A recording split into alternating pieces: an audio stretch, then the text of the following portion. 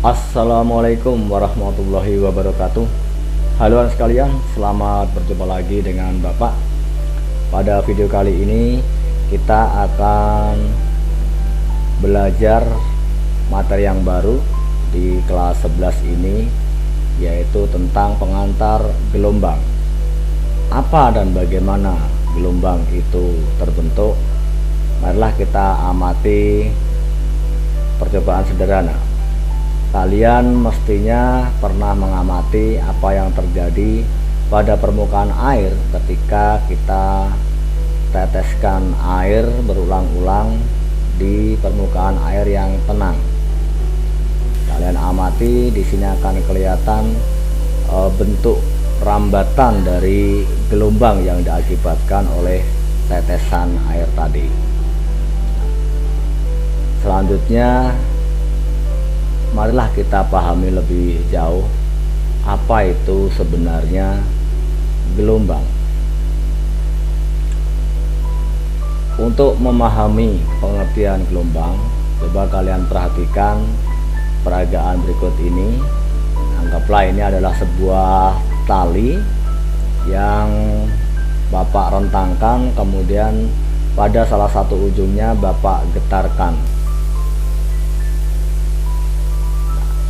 Di situ akan tampak rambatan dari getaran tadi. Dari sini, gelombang didefinisikan sebagai rambatan dari energi getaran. Yang perlu Bapak garis bawahi adalah bahwa yang merambat adalah energi getarannya, bukan partikel dari medianya. Coba kalian perhatikan di sini, bahwa tampak ini partikelnya tetap di tempatnya, hanya dia bergetar naik turun, kemudian dia akan diteruskan di sebelahnya dan seterusnya. Itulah yang melandasi definisi dari pengertian gelombang ini. Sebelum kita berbicara lebih jauh tentang gelombang, kita akan berkenalan dengan jenis-jenis gelombang. Gelombang dapat dikelompokkan menjadi, pertama adalah yang berdasarkan arah getarnya, kemudian yang kedua berdasarkan media rambatannya, dan yang ketiga adalah berdasarkan amplitudonya. Berdasarkan arah getarnya, gelombang dibedakan menjadi dua, yaitu gelombang transversal dan gelombang longitudinal. Kalian mestinya masih ingat apa itu gelombang transversal. Gelombang transversal adalah gelombang yang arah rambatnya tegak lurus dengan arah getarnya. Contoh yang paling mudah adalah gelombang pada tali. Sedangkan gelombang longitudinal adalah gelombang yang arah getarnya sejajar dengan arah rambatnya. Contoh yang paling sederhana, kalau kalian menggetarkan selingki atau pegas, maka di sana akan terjadi rapatan dan renggangan pada pegas. Selanjutnya, berdasarkan media rambatannya, gelombang dibedakan menjadi gelombang mekanik. Apa itu gelombang mekanik? Yaitu gelombang yang memerlukan media untuk merambat. Contoh misalkan saja gelombang bunyi, dia memerlukan media udara untuk merambat. Nah, lebih jauh tentang gelombang mekanik nanti akan kita bahas pada pertemuan berikutnya. Selanjutnya adalah gelombang elektromagnetik. Apa itu gelombang elektromagnetik? Yaitu gelombang yang tidak memerlukan media untuk merambat. Contohnya adalah gelombang cahaya. Dan mengenai gelombang elektromagnetik nanti juga akan kita perdalam lebih jauh ketika nanti kalian di kelas 12. Selanjutnya, pengelompokan yang ketiga adalah berdasarkan amplitudonya. Berdasarkan amplitudonya, gelombang dibedakan menjadi gelombang berjalan, yaitu gelombang yang memiliki amplitudo tetap, dan gelombang stasioner atau gelombang berdiri. Ini adalah gelombang yang memiliki amplitudo yang berbeda-beda pada setiap titiknya. Pada gelombang stasioner ini nanti akan dibedakan menjadi dua, yaitu gelombang stasioner ujung bebas dan gelombang stasioner ujung tetap. Terkait dengan gelombang stasioner ini juga akan kita bahas pada bagian berikutnya. Selanjutnya, marilah kita pahami lagi besaran-besaran apa saja yang ada pada gelombang. Nanti kita akan memahami yaitu frekuensi gelombang, kemudian periode gelombang, simpangan gelombang, kemudian amplitudo gelombang, kemudian panjang gelombang, dan yang terakhir adalah cepat rambat gelombang. Inilah besaran-besaran yang ada pada gelombang. Mari kita pelajari satu persatu tentang besaran-besaran pada gelombang ini. Kita mulai, yang pertama adalah frekuensi dan periode. Ini Bapak jadikan satu karena ini terkait erat. Apa itu frekuensi gelombang? Frekuensi gelombang disimbolkan dengan huruf F, di mana dia dinyatakan sebagai banyaknya gelombang yang melalui suatu titik per detik, atau dapat diartikan sebagai jumlah getaran setiap detik. Ini jika kita mengacu pada sumber gelombangnya. Satuan untuk frekuensi gelombang adalah Hertz, atau biasa disingkat dengan Hz. Selanjutnya, yang kedua adalah periode gelombang. Periode gelombang disimbolkan dengan huruf T kapital. Apa itu periode gelombang?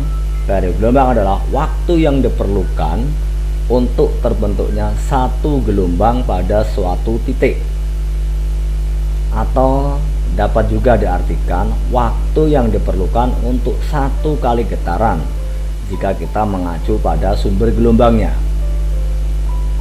Satuan untuk periode adalah sekon atau detik. Apa hubungan antara frekuensi gelombang dengan periode gelombang? Hubungannya adalah bahwa di sini kalau frekuensi menyatakan banyaknya persatuan waktu, sedangkan periode adalah waktu yang diperlukan, maka dapat juga kita mengatakan bahwa besarnya T nanti itu adalah sama dengan seper F, di mana T dalam satuan detik dan F dalam satuan Hertz. Selanjutnya kita akan melihat bagaimana simpangan dan amplitudo. Sebelum kita mendefinisikannya, mari kita lihat di sini. Ini adalah contoh dari bentuk gelombang. Kemudian garis ini disebut sebagai garis kesetimbangan. Ini nanti yang menjadi titik acuan kita dalam menentukan simpangan atau amplitudo. Selanjutnya, titik-titik puncak inilah yang disebut sebagai puncak gelombang, atau ada buku yang mengatakan sebagai bukit gelombang. Sedangkan pada bagian bawah ini adalah lembah gelombang.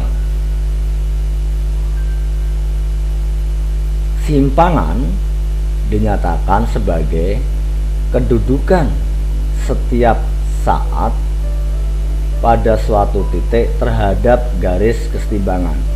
Jadi ketika dia bergetar begitu, pada setiap saat dia akan menyimpang terhadap sumbu kesetimbangan ini atau garis kesetimbangannya. Maka jarak ini ke sini, jaraknya terhadap garis kesetimbangan inilah yang disebut sebagai simpangan gelombang. Selanjutnya, pada simpangan ini nanti akan mencapai suatu titik maksimum. Titik maksimum inilah yang disebut sebagai amplitudo.